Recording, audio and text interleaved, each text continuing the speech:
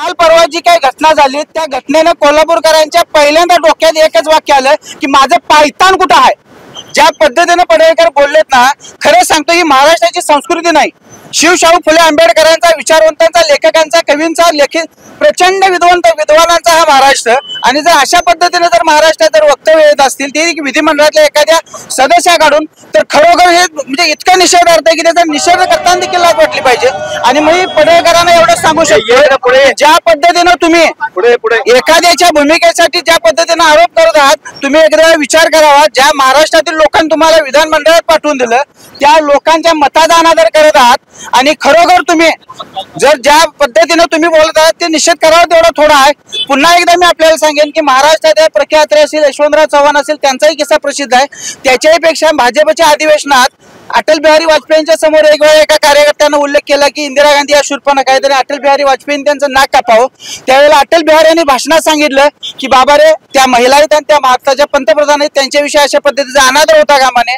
ते विचार कुठे राहिले नाही, आज तुम्ही कुठं काय करायला लागलाय। खरोखर सांगतो, मला आज त्या पडळकरांची एवढी कीव वाटते, विधिमंडळातून त्यांना अपात्र करण्यात यावं, त्यांना हकलण्यात यावं। आणि मला त्याच्याही पुढचा प्रश्न असा पडतोय की भाजप गोपीचंद पडळकरांना हकालपट्टी करून खरोखर त्या गोमित्रांनी विधिमंडळ स्वच्छ करून घेणार काय? खरोखर त्यांनी ते करावं, त्यांची हकालपट्टी करावी अशी आम्ही तमाम युवकांच्या वतीने मागणी करत आहोत। भाजपचं षडयंत्र आहे आणि भाजपची जी मातृसंस्था आहे RSS, त्यांनीची ही संस्कृती यातनं दिसून येते।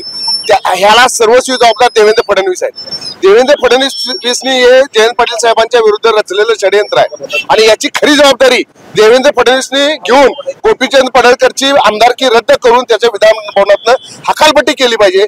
IPC कलम अंतर्गत त्याच्यावरती गुन्हा दाखल करून त्याला फौजदारीचा गुन्हा दाखल करून त्याच्यावर शिक्षा झाली पाहिजे। आणि हे सर्व भाजपचं आणि RSSचं षडयंत्र आहे। याला सर्वस्वी जबाबदार देवेंद्र फडणवीस या आहेत, कारण त्यांनी पाळलेलं कुत्रा आहे, तिच्या साखळी तुटलेली आहे, त्यामुळे आज बेताल बोलत आहे।